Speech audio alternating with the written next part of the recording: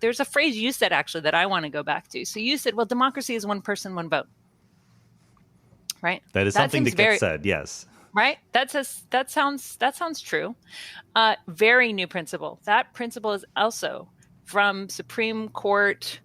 I mean, it made its way into Supreme Court jurisprudence in, I think, 1963. So it was said by John Lewis during the famous March on Washington, right? Said by John Lewis. And he said, one person, one vote. And he actually said, one person, one vote.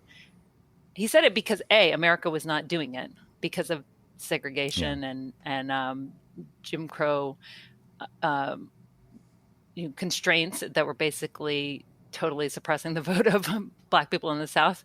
But he said, one person, one vote is the African cry, and it should be our cry too. Why did he say that? He said it because it was actually a phrase that was being promoted by the ANC in South Africa and Nelson Mandela. So, at that point, they were these South African Marxists, right? Yeah. And now here we are. This beautiful phrase, this beautiful ideal comes from South Africa through the civil rights movement. Now we take it for granted, like, oh yeah, one person, one vote. That just makes sense. Well, no, it's really new. And the question I think we have to ask ourselves now is it even democratic? So we don't have it because people are disenfranchised, felons are disenfranchised and not given the right to vote. But okay, so you can have one vote, you can access the ballot, but what if your vote's not weighted equally?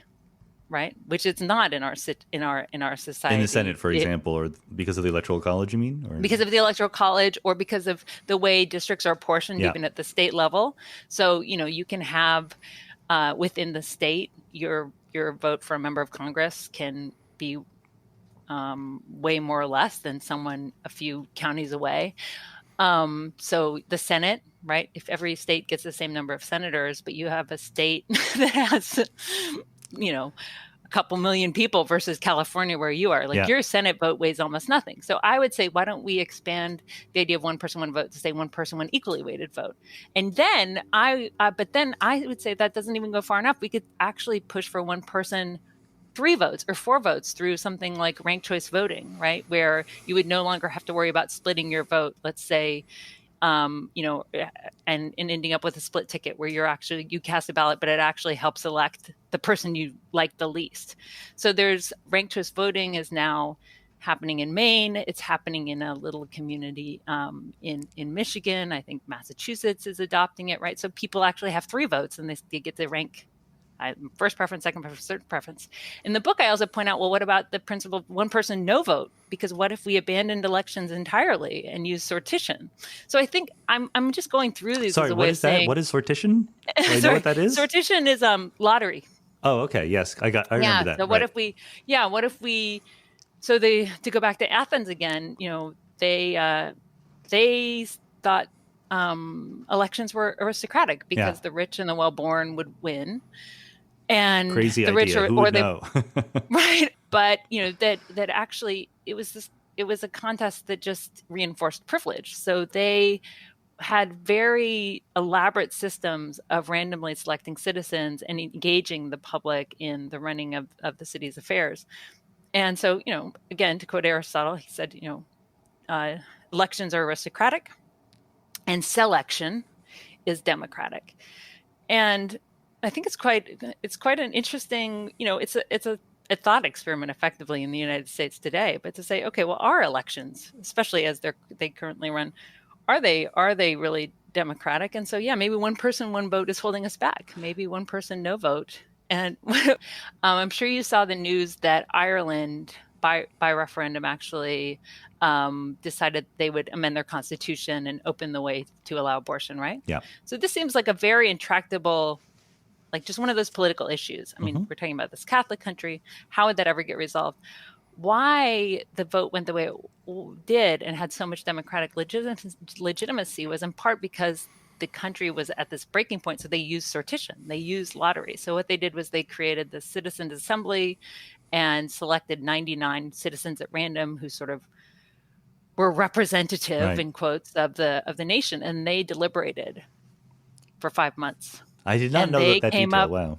Yeah. And then they came up with recommendations, and they said, hey, we've really thought about this and we've talked to all these experts, and we really think actually the Constitution is antiquated and should be reassessed. And that gave the sense of democratic legitimacy that would have been missing. And otherwise it would have just been this very destructive vote, kind of like these other referendums we've seen. But instead they used lottery in a way that kind of allowed there to be a sense that the people of Ireland had thought together and been heard. And the Citizens' Assembly didn't have power. They didn't then make a determination. They made a recommendation that was listened to.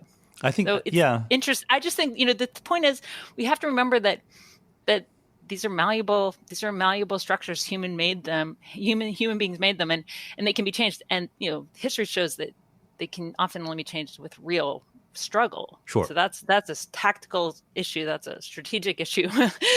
But we should not buy into the myth that what we have is democracy and this is the be all and end all. No, not at all. And I think that the lottery idea would probably be laughed out of court in a lot of parts of the United States, but I get it. I get the sense that it's much more democratic because there's not all of these layers of filters of political advertising, and you need to be a millionaire to run for office and stuff like that.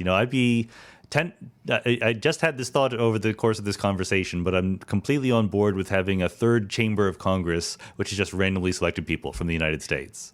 Exactly, and I think that. So I think you've honed in on exactly how one has to approach it. It's, how do you put it into the mix with other methods and other approaches of doing democracy? It's not, this isn't about finding the new religion and being like, I'm for lottery to solve all of our problems all the time. But, actually, given the problems with the system that we have right now, which is, who has the capacity to run for office? What are the incentives? And how much money do they have to raise? And then, what are they thinking about when they're serving, when they're serving as public officials? They're thinking about re-election, right? So, if there was another house that was the people's house that was where citizens were called up, at random, they'd have a whole different set of concerns, and all sorts of political scientists have done research about how to reduce corruption of this hypothetical body and how one would educate these citizen leaders about issues. So there's actually all sorts of really interesting work. And again, we can point to the example of Ireland, but I think it's one trick isn't going to save us. No, sure. But it does. Right? I like it because it makes us think in a different way. It is an outside the box thing. And there are issues with the current system, and thinking outside the box is a good thing.